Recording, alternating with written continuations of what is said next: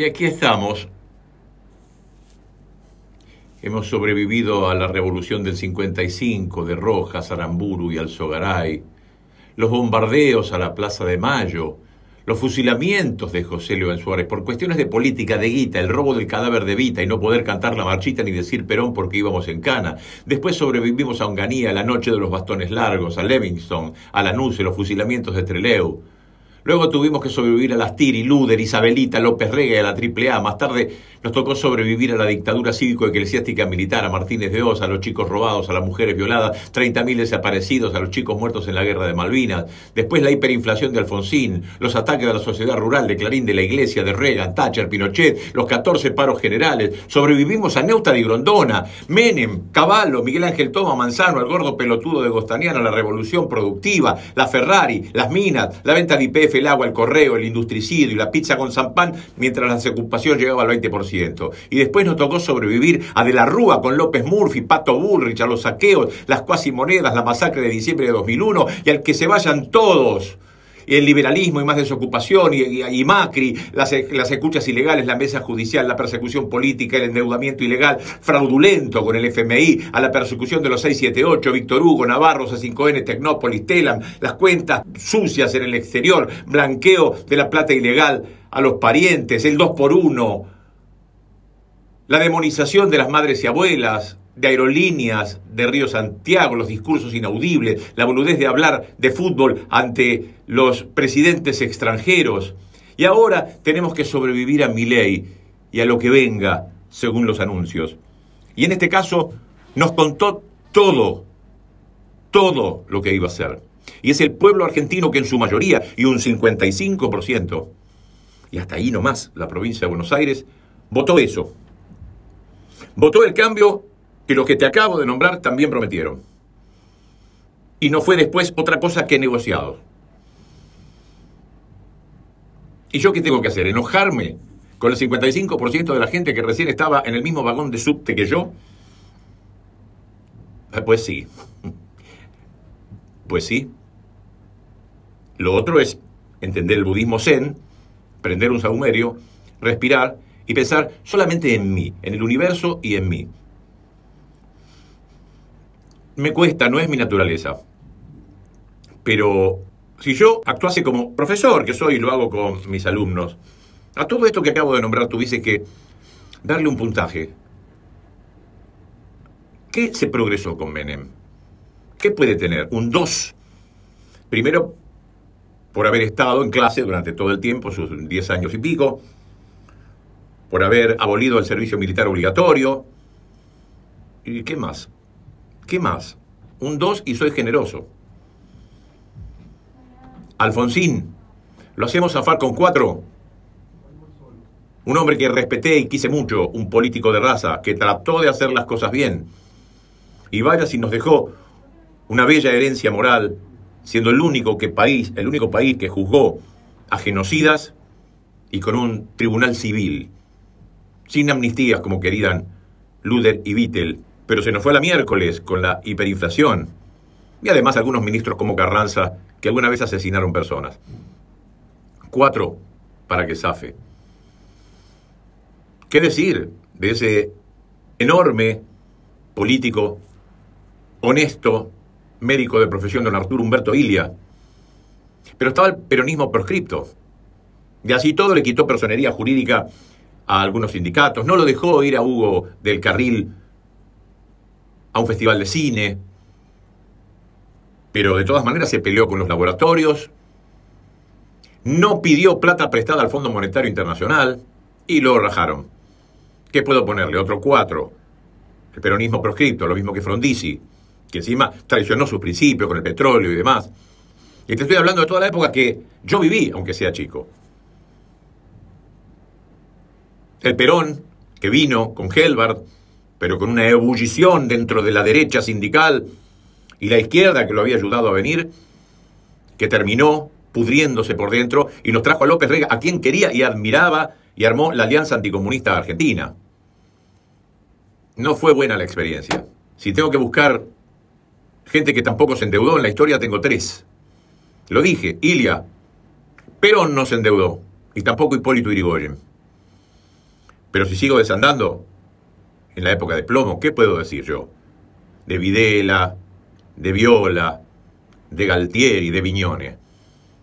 Muertes y torturas hubo mientras se seguía el plan económico de Martínez de Hoz, que es el mismo el que instrumentó Menem, que el que instrumentó Macri, y el que piensa instrumentar mucho más radicalmente ahora este despeinado. Cero. Me los echan. Y después, ya te dije Alfonsín, ya te dije Menem, con un 2. ¿Y qué otra calificación podríamos poner? Porque soy el soberano. Así como uno es el soberano en clase con los alumnos, uno es el soberano, es el pueblo, y de acuerdo a mi criterio, y al criterio de cualquiera, ¿qué liberal, qué tipo de derecha puede decir que fueron gobiernos virtuosos los que te acabo de nombrar? Y después, viene de la Rúa. ¿Qué crees que te diga? Como te dije, con López Murphy, que quería arancelar las universidades. Patricia Bullrich le saca un 13% a los jubilados, y endeudamiento, y endeudamiento, y endeudamiento. Ya te digo, desde Rivadavia hasta Alberto Fernández, todos los gobiernos se endeudaron, menos Irigoyen, Perón e Ilia. Y solo 2 nos desendeudaron, Néstor y Cristina. Virtuoso por donde lo mires, y para eso no tenés que seguir a los periodistas. No me creas a mí ni a los periodistas que están del otro lado, ideológicamente. Solamente ir a los organismos internacionales, como digo siempre.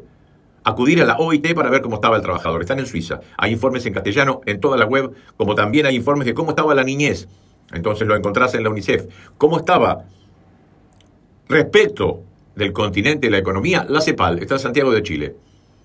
Pero también, económicamente, están los informes del Fondo Monetario Internacional, a quienes nos habíamos sacado de encima, pero hace sus informes permanentemente. ¿Cómo estaba la Argentina en la década ganada?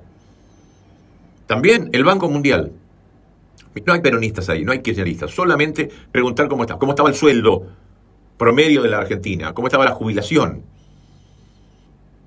A la OMS, para saber cómo estaba la salud, las vacunas, la atención pública y gratuita en la Argentina en esa década ganada.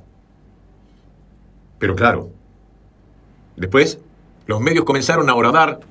Desde el paro del campo la figura de Cristina se demonizó y ella puso el pecho a las balas, se enojó y mucho, y por otra parte nos dio una enorme cantidad de derechos que no voy a enumerar ahora. El estado de bienestar se vivía en las calles, pero mientras tanto seguía el antiperonismo, el antiperonismo creciente e insuflado por los enormes medios de comunicación que ocupaban el 95% del espacio. Teníamos muy poquitito. Víctor Hugo, Navarro, un poco el Gato Silvestre, y después comenzaron a aparecer los medios alternativos de streaming, por YouTube, por Instagram, despacito.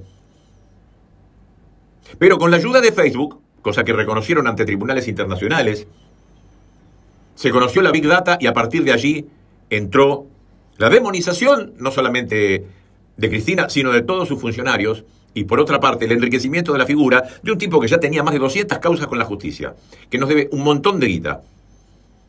Un estafador, un mafioso llamado Mauricio Macri. Y nos dejó culo al norte, porque nos endeudó tanto que nadie más nos quiso prestar. Y todo eso servía para la timba financiera. Y cuando no pudo más le pidió el fondo. Y gracias a su amigo Trump nos dieron más de lo que le dieron a ningún país en el mundo, inclusive cagándose en su propio estatuto. Eso nos ata de pies y manos. El peronismo, acostumbrado a resolver este tipo de entuertos, porque veníamos del 2001 cuando vinieron Duhalde y Kirchner, puso manos a la obra, pero vino una pandemia. Y a cargo del Poder Ejecutivo estaba un tipo que no quería pelearse con nadie. Buena persona, honesta, pero pusilánime. Para nada encantador.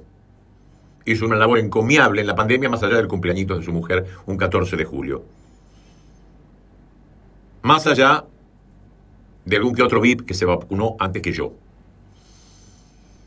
Y después, el mal arreglo con el fondo. ¿Pero quién estaba advirtiendo sobre esto? Cristina y su hijo. ¿Cuánto hace? Más de 2 años y medio atrás. Mucho más. Lo venían advirtiendo. Y vinieron las cartas. Y vinieron los Twitter de ella. Y se pelean. Y Alberto hizo lo que quiso. Y con ella hicieron lo que quisieron. Judicialmente y hasta con una bala que no llegó a dispararse. Y llegamos a estas instancias de elección en medio de una sequía pasmosa que no se tiene recuerdo en el país. Con un candidato que no era del paladar de los kirchneristas, tampoco de los peronistas, pero que logró que hasta Guillermo Moreno esté de este lado para apoyar porque se venía la noche. Pues los argentinos quisieron otra vez la noche. Creen que no es así, creen que no va a ser así. Difícil que no sea así. Difícil. Lo que me sucede a mí, le sucede a un 45% de la gente, que sabe que si nos enfermamos, los remedios van a ser costosos y no va a estar el Estado para ayudarnos. No sé si voy a seguir en este trabajo. No sé si va a seguir existiendo esta radio o vamos a tener un gendarme ahí en la puerta. Y lo mismo en mi otro trabajo, la radio de las Madres de Plaza de Mayo. Van a ser permanentemente perseguidas. Ustedes saben quién es la vicepresidenta electa. ¿Seguirá estando esa radio? ¿Seguirá estando C5N? Allí ya tenía, hace 2 meses, Javier Milei poder, porque pidió que echen a un economista y a un columnista. Y así lo hicieron, como también hicieron alguna vez con Víctor Hugo Navarro. ¿Seguirá el destape? Por lo pronto la televisión pública dicen que no, y Telam tampoco. Ese, por ejemplo, es mi métier. Pero si hablamos de aquellos que fabrican calzado, cuando empiecen a venir los de Indonesia, ¿cómo van a competir? Todos los que fabrican indumentaria, los que hacen armazones para lentes, toda la industria, los que hacen jeringas, los investigadores, el CONICET. ¿Qué vamos a hacer? Nosotros éramos ensobrados, nos pagaban de afuera, teníamos contubernios raros, sucios. El 45% de la Argentina, y me incluyo, teníamos cosas sucias, sobres, raros, nos pagan para decir, no, vamos a seguir diciendo lo mismo. Y lo peor de todo es que corremos riesgo de muerte.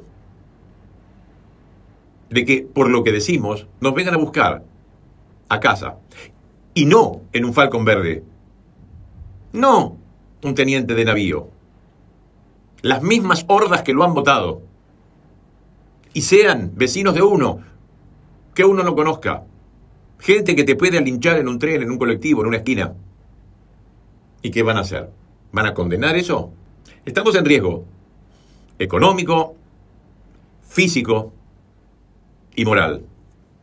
¿Qué querés que te diga? ¿Que soy optimista? No. ¿Que estoy deseando el fracaso? No, me encantaría que sea exitoso. Soy el ejemplo más claro de una persona que ha apoyado a Alfonsín y que supe, después con el tiempo, querer a ese presidente que había votado para que no gane Menem, por alfonsinista mismo que soy, y resultó ser Néstor Kirchner. Y después con Cristina, y gracias a Cristina, mi alegría y mi orgullo era tanto que me afilié al Partido Justicialista. Y empecé a mamar mucho más de lo que era la historia de ese partido. Soy afiliado, gracias a Martín García, a Rachid y a Guillermo Moreno. Y si yo viera una Argentina virtuosa y mis hijos tengan un buen pasar y deje de haber gente durmiendo en las calles y todos tengan acceso a las zapatillas que se quieran comprar. Yo lo vi 10 años atrás, la gente se compraba las zapatillas que quería, el celular que quería y viajaba. Se iba a ver las obras que quería en Carlos Paz y Mar del Plata y se pasaban una semanita. Si yo llegase a ver eso, no voy a tener ningún problema. No lo tuve con Alfonsín, porque venía yo desde los 14 años en las unidades básicas. Pero no tuve ningún prurito y estuve muy orgulloso de ese presidente. Y también de Néstor y Cristina. Estaría muy orgulloso de Milei. Ojalá, en árabe, quiera Dios. Pero fe no le tengo. Bienvenidos a Leo Greco con K. Como todas las mañanas, a las 9 por Radio Caput. ¿Quién sabe hasta cuándo? Hoy hay un mandato popular muy profundo, Joaquín, muy profundo. Y encima liderado por los jóvenes. Los jóvenes no se van a quedar en casa si estos señores empiezan a tirar toneladas de piedra. Los jóvenes van a ir a defender su oportunidad. Entonces, ellos van a tener que medir muy bien los orcos, como digo yo, cuando quieran salir a la calle, lo que hay que hacer desmanes. Estos son los títulos. Victoria Villarruel, vicepresidenta de la Nación, inauguró una estatua de Jorge Rafael Videla en la Casa Rosada, generando repudio en varios sectores de la sociedad. Un considerable aumento en las tarifas de educación ha llevado a la desesperación a miles de familias con muchos jóvenes imposibilitados de seguir estudiando. Los jóvenes que no pueden costear su educación están siendo enviados al servicio militar obligatorio, lo que ha desencadenado controversias a nivel nacional. Familias, enfrentando el colapso de la salud pública, venden alimentos en las calles para adquirir vouchers de salud. Miles de pacientes están en sus casas sin tratamiento adecuado. Luego del cierre del Banco Central, la economía dependiente ahora de potencias extranjeras ha provocado el cierre de miles de industrias, agravando la crisis económica. En un ambiente de creciente descontento social, el presidente Javier Milei y la ministra de Seguridad, Patricia Bullrich, consideran declarar el estado de sitio. Se espera una brutal represión.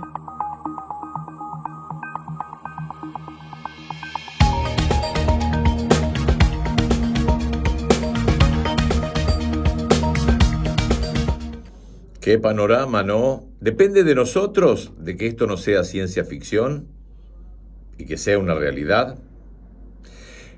Vas a decir, no dije nada de Néstor y Cristina, no enumeré. Pues para eso, que es muy largo, hay un video muy visto en YouTube, que lo subí cuando comenzaba 2017 y te lo recomiendo. Se llama ¿Se robaron todo? Esta.